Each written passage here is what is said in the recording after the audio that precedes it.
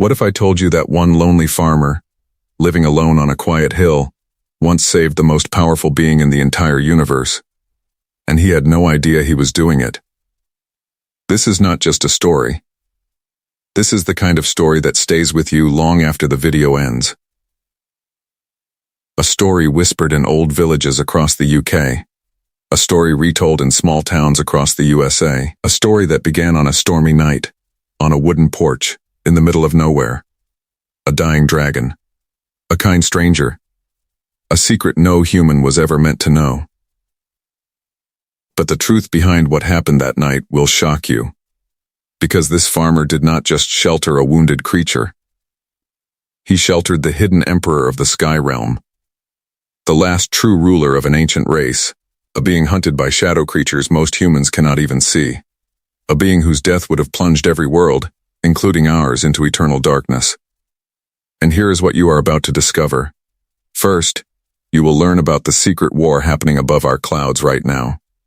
A war most people will never hear about. A war older than human history itself. Second, you will meet the Wraithwings, shadow hunters bred from dark magic. Creatures that can brush against your mind and steal your thoughts. They were hunting that night, and they almost found him. Third, you will witness the moment one simple act of kindness changed the fate of every realm forever. One blanket, one bowl of warm milk, one lonely man who refused to let a stranger die in the rain. This story is real in all the ways that matter, so stay with me until the very end, because the final twist will leave you speechless. Let me show you exactly how this happened. The rain came down hard that night. It was the kind of rain that made the whole world feel small. Thunder rolled across the dark sky like a giant drum. Lightning flashed and lit up the hills for just a second before the darkness swallowed everything again.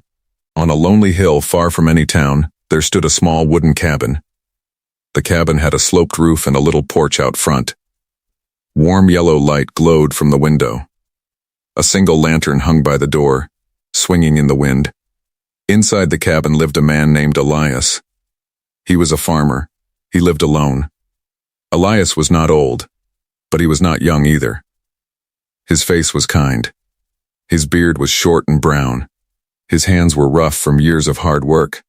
He wore a warm wool hat, a thick leather jacket, and heavy boots. On this stormy night, he sat by his small fire and sipped hot tea from a chipped cup. The fire crackled softly. The wind howled outside. Elias had lived on this hill for 10 long years. He had no wife. He had no children. His only friends were the trees, the birds, and the wide open sky. Sometimes people in the village below called him strange. They said he talked to the clouds. They said he watched the stars too long. But Elias did not mind. He liked being alone. He liked the quiet. That night, the storm was different. The thunder was louder than usual. The wind felt angry. Elias looked out the window and frowned. Something was wrong. He could feel it deep in his bones. The air felt heavy. The sky felt alive. Then he heard it. A sound. It was not thunder. It was not wind. It was something else. Something low. Something heavy. Like a deep groan from a giant throat. The sound made the cups on his shelf shake. It made the floor tremble under his feet. Elias stood up slowly. He set his tea down. His heart began to beat faster. He reached for the old lantern by the door. He lit it with shaking hands. Then he pulled on his coat and stepped outside onto the porch. The rain hit his face like cold needles. He squinted into the dark. The lantern swung in his hand. He could see his own breath in the cold air. And then he saw it. At first he thought his eyes were tricking him. He thought maybe the storm had made him see things that were not real. But no, it was real. It was very real. There, at the edge of his porch, was a creature. A huge creature. So huge it could barely fit under the porch roof. Its body was covered in scales that shined blue and silver in the lantern light.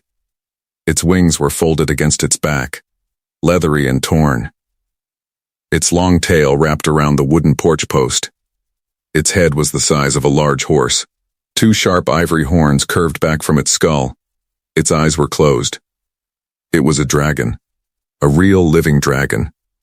Elias froze. His mouth opened, but no sound came out.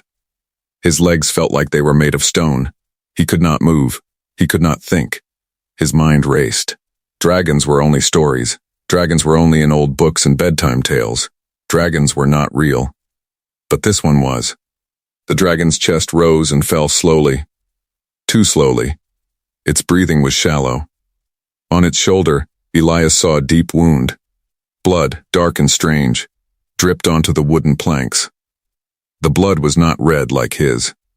It glowed faintly, like moonlight in water. The dragon was hurt. The dragon was dying.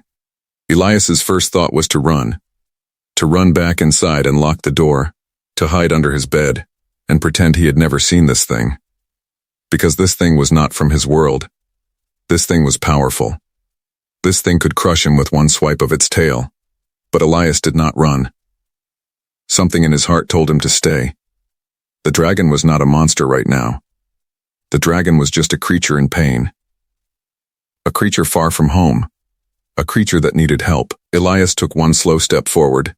The wooden porch creaked under his boot. The dragon did not move. Its eyes stayed closed. Its breath stayed slow. "Hey there," Elias whispered. His voice shook. "Easy now, easy." He took another step. And another. Soon he was close enough to touch the great beast. He held up the lantern. The light danced across the blue scales. Each scale was the size of his hand. Each scale was more beautiful than anything he had ever seen. The wound on the shoulder looked bad. It was deep. It was long. It looked like something sharp had cut the dragon there. Elias did not know what could hurt a dragon. He did not want to know. He looked around his small porch. He thought fast. The dragon needed shelter. The rain was cold. The wind was fierce. If Elias left this creature out here, it would die for sure. He made up his mind. "I am going to help you," he said softly. "I do not know what you are. I do not know where you came from. But I will not let you die on my porch. Not tonight." Elias ran back inside the cabin. He moved quickly. He pulled an old wool blanket from his bed. He grabbed a clean cloth and a bowl of warm water from the kitchen. He found some dried herbs his mother had taught him about long ago. Herbs for wounds, herbs for pain. He hurried back outside. The dragon had not moved. Its breathing was still slow, still shallow. Elias knelt down beside the great beast. He dipped the cloth in the warm water. Then, very gently, he began to clean the wound. The dragon's body twitched. A low rumble came from its throat. Elias froze. He held his breath. He thought the dragon would wake up.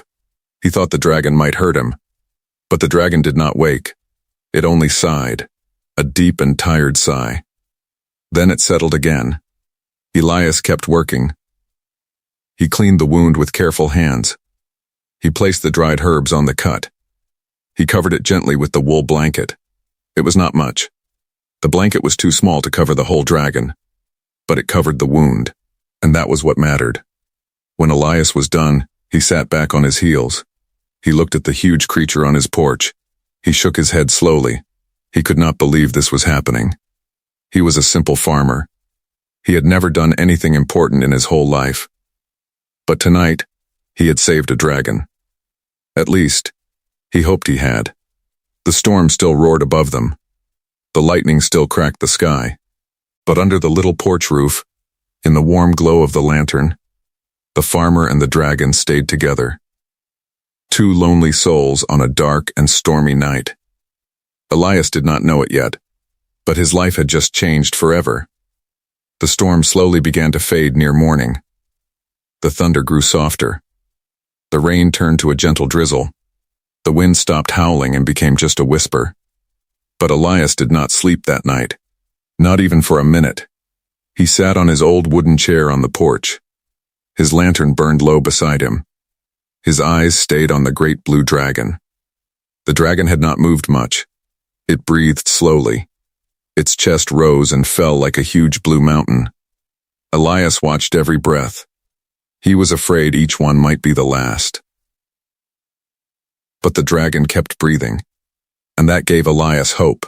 As the first light of dawn touched the hills, Elias finally got a clear look at the creature. In the soft morning light, the dragon was even more beautiful than he had thought. Its scales shimmered like jewels, blue on top, silver on the sides, and soft white on the belly. Tiny flecks of gold sparkled when the light hit just right. It was like looking at a piece of the night sky itself. Elias stood up slowly. His back hurt from sitting all night. He walked closer to the dragon and looked at the wound. The herbs had done some work. The bleeding had stopped. The deep cut looked a little better. But the dragon was still weak. Still too weak to move. Still too weak to even open its eyes. "You are a tough one," Elias whispered. "You just keep fighting." He went back inside the cabin.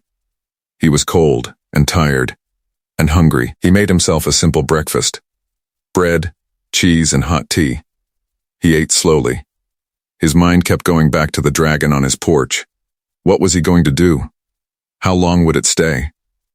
What if someone from the village came up the hill and saw it? The thought made his stomach twist. The villagers were simple folk. They were good people, but they were also scared of things they did not understand. If they saw a dragon on Elias's porch, they would not try to help. They would grab pitchforks. They would grab axes. They would try to kill it. Elias could not let that happen. He looked out the window at the great blue beast. No. He would protect this creature. He would keep it safe. No matter what. After breakfast, Elias went out to his small farm. He had chores to do. He had goats to feed and chickens to let out. He had to act normal. He could not let anyone know that something strange had come to his hill last night. But as he walked around his little farm, he kept looking back at the porch. Every few minutes. Just to make sure the dragon was still there. Just to make sure he had not dreamed the whole thing. And every time he looked, the dragon was still there. Sleeping. Breathing. Healing. Around noon, something strange began to happen. Elias was feeding his old brown goat when he noticed the sky. It looked wrong. The clouds were moving in strange circles. They swirled above his hill like water going down a drain. The air felt heavy again. Just like the night before. Elias dropped the feed bucket. He stared up at the sky. His heart began to race. Something was coming. He ran back to the porch. The dragon still slept. But now Elias could see something he had missed before. A faint glow around the dragon's body, like a soft light coming from inside. The glow pulsed slowly, in time with the dragon's breathing. "What are you?" Elias whispered. "What are you really?" The sky rumbled, not with thunder, with something else, something deeper, something that did not belong to this world. Elias looked up, and he saw them. Shapes in the clouds, dark shapes, flying shapes. They moved fast, too fast to be birds, too big to be birds. Elias counted 3, maybe 4. They circled high above his hill. They seemed to be searching for something, searching for the dragon. Elias's blood ran cold. Whatever these things were, they were not friendly. He could feel it. The air around him felt sharp, angry, dangerous. He quickly grabbed an old wool sheet from inside. It was gray and big. He ran back out and threw it over as much of the dragon as he could. The sheet only covered part of the dragon's body, but it hid the blue scales. It hid the bright colors that might be seen from the sky. Then Elias sat on the porch. He tried to look calm. He tried to look normal. Just a simple farmer enjoying the afternoon. His hands were shaking. His mouth was dry. The shapes above circled lower. Elias could see them a little better now. They had wings. Long, sharp wings. Their bodies were thin and dark. They moved through the air like smoke, like shadows given form. One of them flew right over his cabin. Elias held his breath. He did not move. He did not even blink. The shadow passed over him. Cold air rushed down. He felt something brush against his mind, like a cold finger reaching inside his head. Searching. Looking. Hunting. Elias closed his eyes and thought of simple things. His goats. His bread. His tea. Nothing special. Nothing important. Just a simple farmer on a simple hill. The cold feeling pulled away. The shadow moved on. After what felt like hours, the shapes flew off into the distance. They disappeared behind the far mountains. The sky cleared.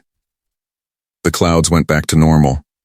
The heavy feeling in the air slowly faded. Elias let out a long breath. He had not even noticed he was holding it. He slumped down in his chair. His whole body shook. His hands were wet with cold sweat. Whatever those things were, they were looking for the dragon. And they had almost found it. He pulled the sheet back off the dragon gently. The great beast still slept. It had no idea how close danger had come. "I do not know who you are," Elias said quietly. "I do not know what you did. But somebody wants you gone. Somebody powerful." He looked at the dragon's peaceful face, the long eyelashes, the slow, soft breathing. This creature did not look like a monster. It looked like a lost traveler, a lonely soul far from home. Elias made another choice that day, a bigger choice than the night before. He would not just heal this dragon. He would hide it. He would protect it. He would keep it safe from whatever was hunting it, even if he did not know why, even if it cost him everything he had. As the sun began to set on his second day with the dragon, Elias sat on his porch and watched the colors paint the sky. Orange, pink, gold, purple. It was the most beautiful sunset he had ever seen. Maybe because it might be his last peaceful one. Because deep in his heart, Elias knew those shadows would come back. And next time, they might not leave empty-handed. The next 3 days passed slowly. Elias fell into a new routine. He woke up early each morning. He checked on the dragon first. Then he fed his goats and chickens. Then he made food for himself. And then he sat on the porch and watched the sky. The dragon was healing. Slowly but surely. The wound on its shoulder was closing. The deep glow of its scales was getting brighter each day. Its breathing was stronger now. Deeper. Not so shallow. But the dragon had still not opened its eyes. Elias talked to it sometimes. He felt silly doing it, talking to a sleeping creature. But he did it anyway. He told the dragon about his goats, about his small farm, about the stars he watched at night. He told the dragon that it was safe here, that no one would find it, that he would keep it hidden for as long as he needed to. On the fourth morning, something changed. Elias walked out onto the porch with a bowl of warm goat milk. He did not know if dragons drank milk. But the creature had not eaten anything in days. He had to try something. He set the bowl down near the dragon's head. Then he stepped back. He waited. For a long moment, nothing happened. Then, slowly, the dragon's nose twitched. Just a tiny movement. But Elias saw it. His heart jumped. The dragon sniffed the air. It sniffed again. Then, very slowly, one giant eyelid lifted. An eye. A dragon's eye. Elias forgot how to breathe. The eye was huge, bigger than a dinner plate. It was deep gold, with a black slit down the middle. And inside that eye, Elias saw something he did not expect. He saw thought. He saw feeling. He saw a mind much older and much wiser than his own. This was not just an animal. This was something more.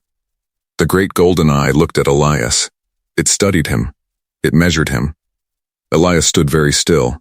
He did not move. He did not speak. He just let the dragon look. After a long moment, the dragon's eye closed again. But this time it was different.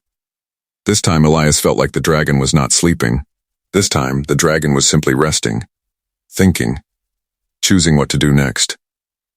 Elias slowly backed away. He left the bowl of milk. He went back inside. His heart was pounding hard. He sat at his small table and stared at his hands. That look, that eye. There had been something in that eye. Something like a voice. Not words, not really, but something. A feeling. A warm, deep feeling, like the dragon was saying thank you without saying anything at all. When Elias went back out an hour later, the bowl was empty. The milk was gone. He smiled. A real, true smile. The first one in days. "You are getting better," he said softly. "Good. That is very good." That afternoon, Elias went down to the village for the first time since the storm. He had to. He was running low on food. He needed more flour and salt. He needed more cloth for bandages. But he was scared. What if someone had seen something? What if the hunters in the sky had told people in the village? He pulled his old wagon behind him and walked slowly down the muddy road. The village was small. Just 20 houses, a church, and one shop.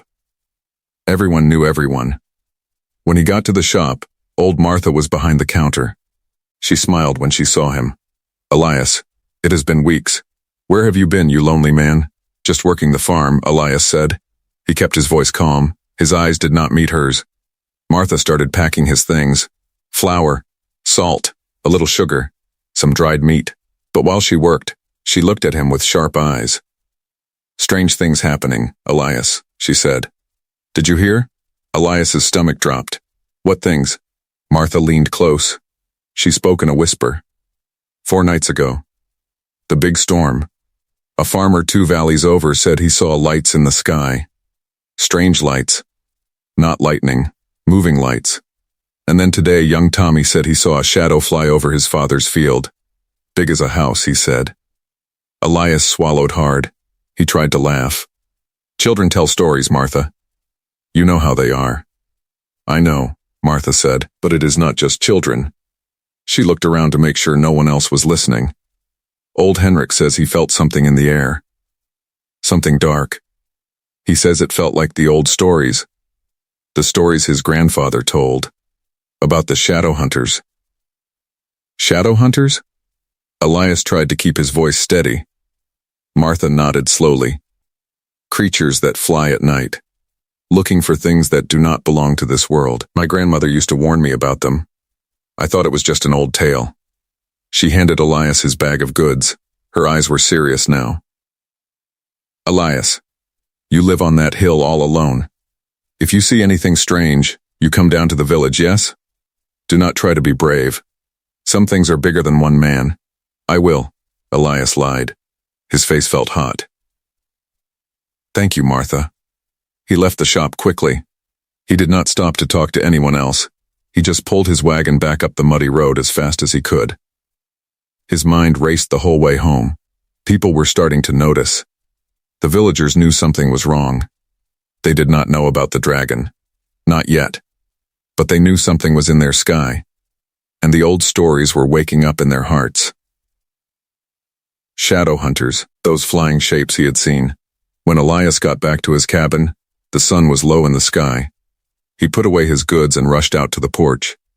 The dragon was still there, of course. But something was different. The dragon's head was up. Just a little. Its great neck was slowly lifting off the wooden floor. Its golden eyes were open now. Both of them. And they were looking right at Elias. Elias froze at the top of the porch steps. The dragon watched him. Calm, quiet, but awake. And then, the dragon did something that made Elias's knees go weak. It bowed its huge head, slowly, gently, like a king greeting someone he respected. The horns on its skull dipped toward the wooden floor. Then the head came back up. It was a thank you. A real, clear thank you. Elias's eyes filled with tears. He did not know why. He just felt so full, so amazed, so humbled. "You are welcome," he whispered. His voice cracked. "You are welcome, my friend." The dragon closed its eyes again. It laid its head back down on the porch. But this time, Elias knew the truth. The dragon was awake now. The dragon was watching. And very soon the dragon would have to tell him who it really was. That night, Elias could not sleep. He sat in his small bed and stared at the wooden ceiling. His mind was racing. The dragon was awake. The dragon had thanked him. The dragon had looked at him with eyes that held deep wisdom. What would happen next? Would the dragon try to speak? Could dragons even speak? In the old stories, they could. In the old stories, dragons were wise and powerful and spoke in deep voices that shook the earth. But those were just stories. Or were they? Elias finally gave up on sleep. He got up, put on his coat, and walked out to the porch. The night was cool and clear. 1,000,000 stars shone above. The moon was bright and full. Its silver light made the dragon's scales glow like blue fire. Elias sat down in his rocking chair. He did not say anything. He just sat with his friend. After a long time, the dragon opened its great golden eyes. It turned its head slowly to look at Elias. The two of them stared at each other in the moonlight. Then Elias heard it. A voice. But not with his ears. The voice came from inside his own head. It was deep. It was calm.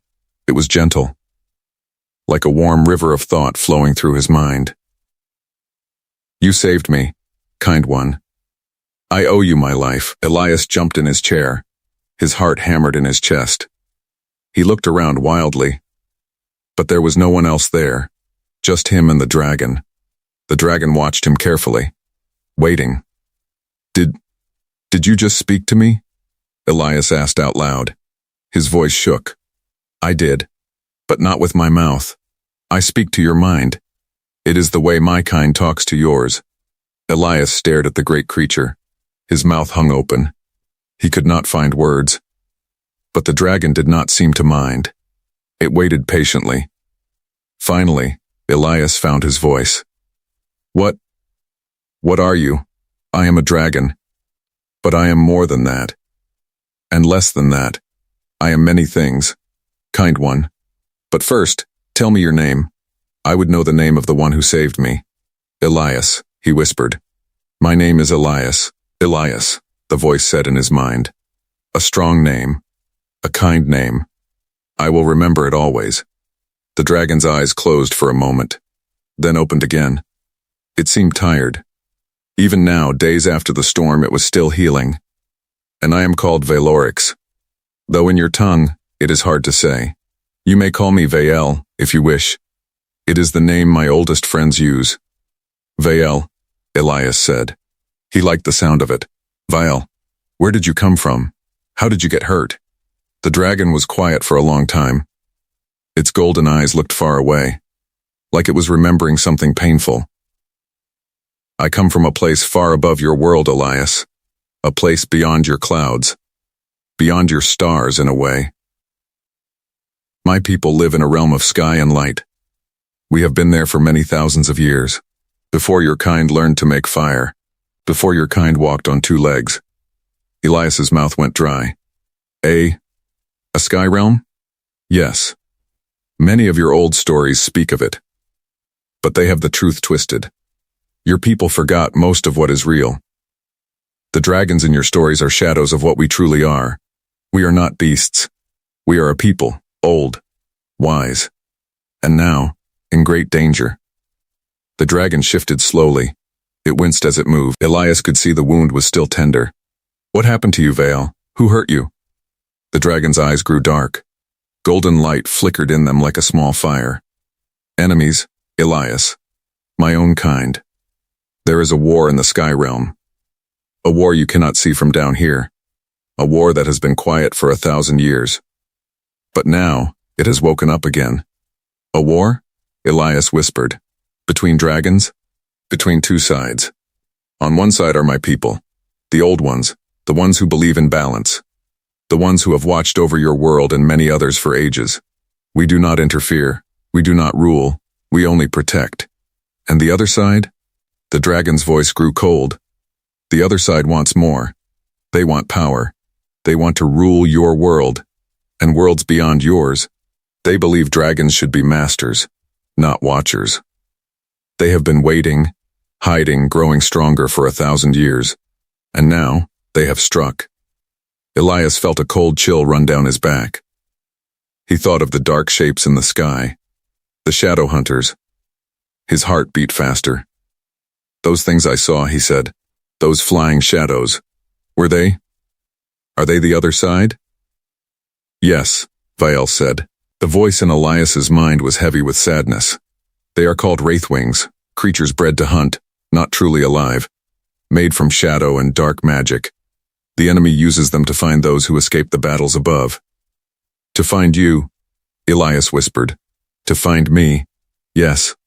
Elias sat quietly for a moment. His mind spun with everything he was hearing. Wars, sky realms, dragons that spoke, hunters made of shadow.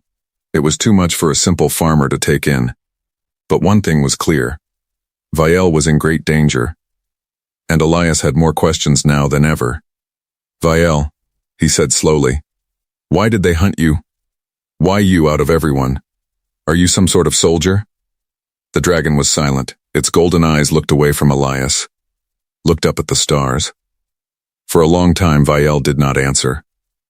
Then, finally, the voice came again. Softer this time. Almost shy. I am not a soldier, Elias. I am something else. Something I would rather not speak of yet. Not because I do not trust you, but because once you know, your life will never be the same. And I would not put that weight on you if I do not have to. Elias swallowed hard. His mouth felt dry. Viel, please, tell me. I need to know who I am helping. The dragon turned its great head. Its golden eyes met Elias's eyes, and in those eyes, Elias saw something he had not seen before. Pain. Deep, old pain. And loneliness. A loneliness even greater than his own. Very well, Elias, since you have been so kind, you deserve the truth. But brace yourself, my friend. What I am about to tell you will change everything. Elias held his breath. He leaned forward in his chair. His hands gripped the wooden armrest. I am not just a dragon, Elias. I am the ruler of my people. The last true ruler of the old line. The one my enemies most want to destroy. Elias stared. His heart stopped. I am the hidden emperor of the sky realm. And if I die, the old way dies with me. Your world, and all worlds, will fall into darkness. The wind went still. The stars seemed to hold their breath. And Elias, the lonely farmer, realized he had saved the most important being in the universe. Elias could not speak. He could not move. He just sat in his old rocking chair and stared at the great blue dragon on his porch. An emperor. A ruler. The hidden king of a world he had never even known existed. And he had given him goat milk. Elias almost laughed. But the laugh stuck in his throat, because this was not funny. This was terrifying. This was bigger than him. Bigger than his hill. Bigger than anything he had ever known. An emperor, he whispered finally. You are an emperor. I was, Vale said softly in his mind. Perhaps I still am. But my throne is far away. My people are scattered. Many are dead. Others hide, as I hide now. The enemy has taken the sky realm, Elias, and I am the last true heir of the old line. Elias rubbed his face with his rough hands. He took a deep breath. He tried to think clearly. Why you? He asked. Why did you come down here? To my hill? There must be 1,000 places safer than my little porch. I did not choose this place, Viel said. I was struck down in battle. My wing was cut. My shoulder was pierced. I fell from the sky for a long time. The winds carried me. I blacked out as I tumbled through your clouds. When I woke, your lantern was the first light I saw. Your porch was the first shelter I found. It was not a choice, Elias. It was fate. Fate, Elias said quietly. He shook his head. I do not believe in fate much. You do not have to. Fate believes in you. Elias was quiet for a long time. The stars moved slowly above them. The moon sank lower in the sky. Somewhere far away, an owl called out.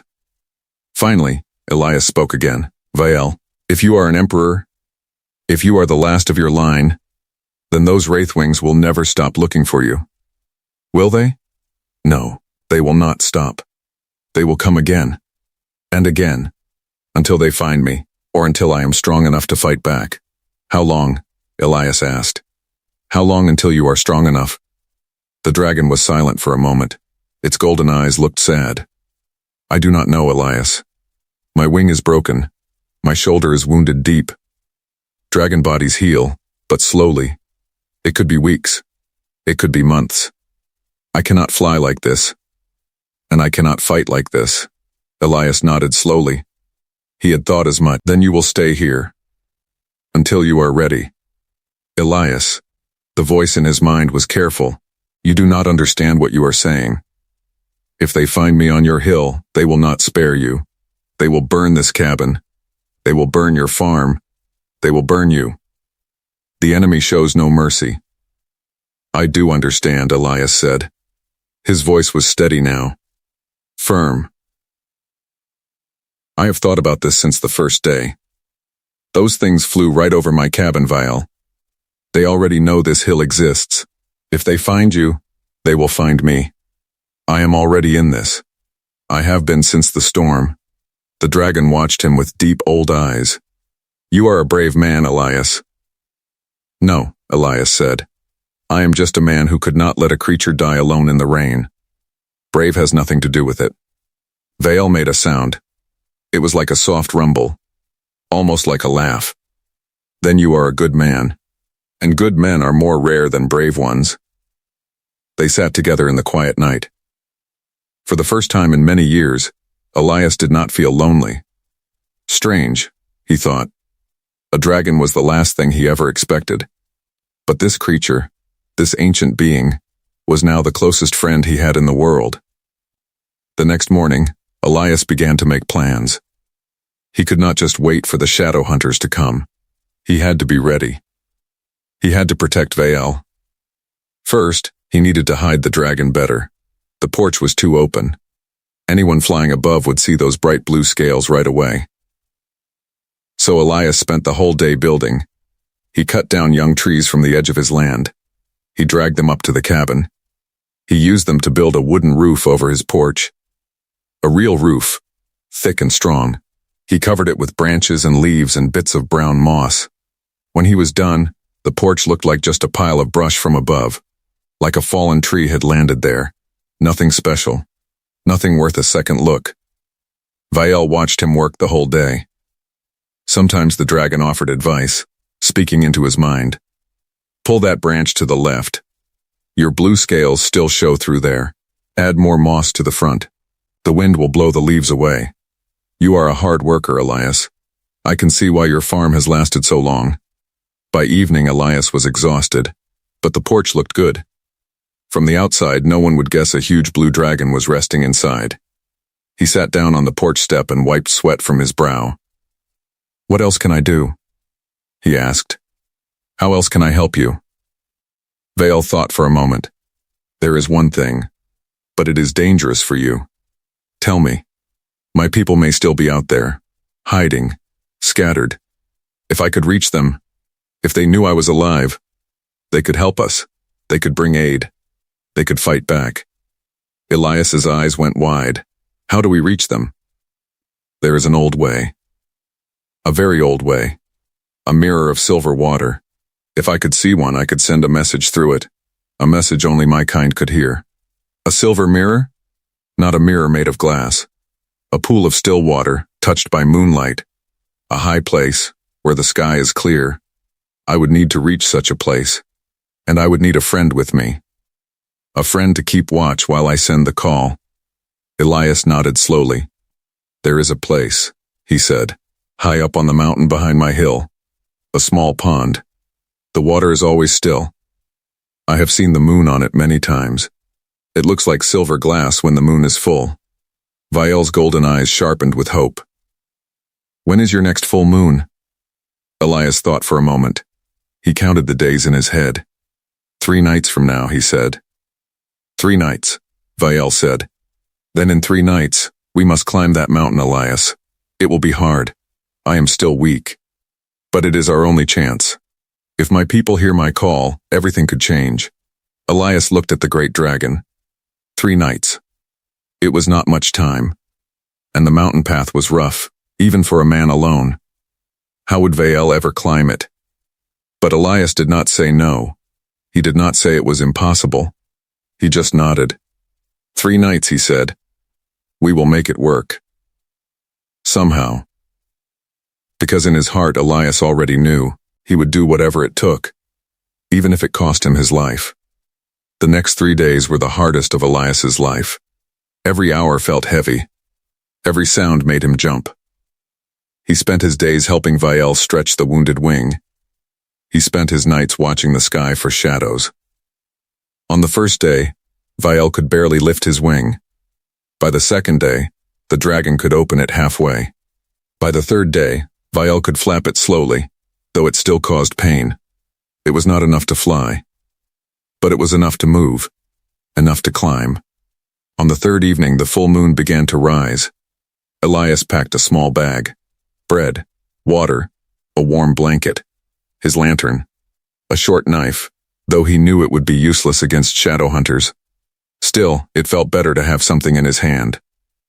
Vial stood up slowly. The dragon was huge on its legs, taller than the cabin itself. Its head brushed the wooden roof Elias had built. Its tail stretched far behind. For the first time, Elias truly saw how mighty this creature was. "Lead the way, kind one," Vial said. And so they began to climb. The path up the mountain was narrow. Rocks slipped under Elias's boots. Branches scratched his arms. Vial moved slowly behind him, each step careful. The dragon's great claws dug into the stone. Its wounded shoulder hurt with every step. But Vial did not complain. Not once. They climbed for hours. The moon rose higher and higher. Silver light spilled over the mountains. The world below looked small and far away. At last, they reached the top. A flat, open space, and in the middle of it, a small pond, still as glass. Perfect and round. The full moon shone right into its center, turning the water to pure silver. "It is beautiful," Vial whispered in his mind. Just as the old stories say. Elias set down his bag. He looked around carefully. The sky was clear. No shadows. No dark shapes. Only stars and the silver moon. "Do it," Elias said. "Send your message. I will keep watch." Vial moved slowly to the edge of the pond. The great blue dragon lowered his head toward the silver water. His golden eyes began to glow, brighter and brighter. The water below began to shimmer. Ripples moved across the surface, though there was no wind. Then Vial began to sing. It was not words, it was a deep, low song, full of feeling, full of hope, full of sorrow. The song moved through the air. It moved through Elias's chest. It made his eyes fill with tears, though he did not know why. The song poured into the silver pond. The water glowed. The light rose up into the sky. A thin silver beam shooting straight up into the stars. A message. A cry. A call to his people. Elias watched in wonder. He forgot to be afraid. He forgot to watch the sky. All he could do was listen to that beautiful, terrible song. That was his mistake. He felt the cold before he saw them. A wave of icy air washed over the mountaintop. The stars above seemed to dim. Elias's heart froze in his chest. He spun around. 3 wraithwings, flying fast, straight toward them. "Vial!" Elias shouted. "They are coming." But Vial was deep in the song. He could not stop. He could not turn. The call had to be finished. Or all of this was for nothing. The wraithwings dove down. They were more terrible up close than Elias had imagined. Long, thin bodies of black smoke. Claws of shadow. Eyes that burned red like dying coals. They made no sound at all. Elias did the only thing he could think of. He grabbed his lantern. He lit it with shaking hands, and he ran straight at the shadows, waving the light above his head. "Over here," he shouted. "Come and get me." The wraithwings turned toward him. Their red eyes burned brighter. They swooped low. Elias dove to the ground and rolled. Cold claws missed his back by inches. He felt the icy pain where they scraped his coat. He jumped up. He ran in the other direction. He waved the lantern again, drawing them away from Vial, away from the song, away from the silver pond. "Here! Here!" he shouted. One wraithwing landed in front of him. Its mouth opened. Rows of dark teeth. Black smoke poured from its throat. Elias stumbled backward. He fell hard on the rocks. His lantern broke. The flame went out. Darkness. The shadow hunter moved closer. Elias closed his eyes. And then he heard it. A roar. A roar so loud it shook the mountain. A roar so powerful it lit up the sky. A roar full of ancient fury and royal command. Vial was finished with his song. And now the emperor was awake. Elias opened his eyes. The great blue dragon stood tall on the mountain. His golden eyes blazed like twin suns. His scales glowed bright as fire. His wounded wing was spread wide. Pain or no pain, Vael stood in his full power, and the sky answered him. Silver lights appeared above. Dozens. Hundreds. Blue dragons, silver dragons, green dragons. Pouring down from the clouds like a storm of jewels. Vael's people. They had heard the call. They had come. The wraithwings tried to flee. They were too slow. The sky dragons tore through them like fire through paper. In moments the shadows were gone, burned away, scattered to the wind. Elias sat on the rocks, breathing hard. His body ached. His hands bled. But he was alive. And Vael had won. A huge silver dragon, older even than Vael, landed softly beside them. Her eyes were wise and kind. She bowed low to Vael. Then she bowed even lower to Elias. "The human who sheltered our emperor," she said in his mind. "Your name shall be sung in the sky realm for 1,000 years." Elias blushed. He did not know what to say. Vael walked over slowly. The great blue dragon lowered his head until his eyes were level with Elias's eyes. There was something different in them now. Something brighter. Something full of love. "I must go, my friend," Vael said. "My people need me. The war is not over. But because of you, we have a chance. Because of you, the sky realm still has hope." Elias's throat felt tight. "Will I ever see you again?" "Yes, I promise. One night. When you are old and the stars are bright, I will return, and we will sit on your porch once more. And I will tell you all that happened. And you will tell me about your goats." Elias laughed through his tears. "Goodbye, kind one. Thank you for being brave. Thank you for being good. Thank you for saving us all." The dragons rose into the sky. A great silver storm of wings. Vael looked back one time. His golden eyes shone. Then they were gone. Vanished into the clouds and stars. Elias stood alone on the mountaintop. The moon smiled down at him. The silver pond was still again. He walked home slowly as dawn broke. His porch looked empty. His cabin looked small. His life looked simple. But Elias smiled. Because a lonely farmer had saved an emperor, and the sky would never forget his name. And here is the part of the story that most people miss. The part that changes everything you just heard. Elias went back to his simple life. He fed his goats. He tended his farm. He drank his tea on his porch every evening. The villagers still whispered about him. They still called him strange. They still said he talked to the clouds. But now, Elias smiled when they said it, because he did talk to the clouds. And sometimes, the clouds talked back. Years passed.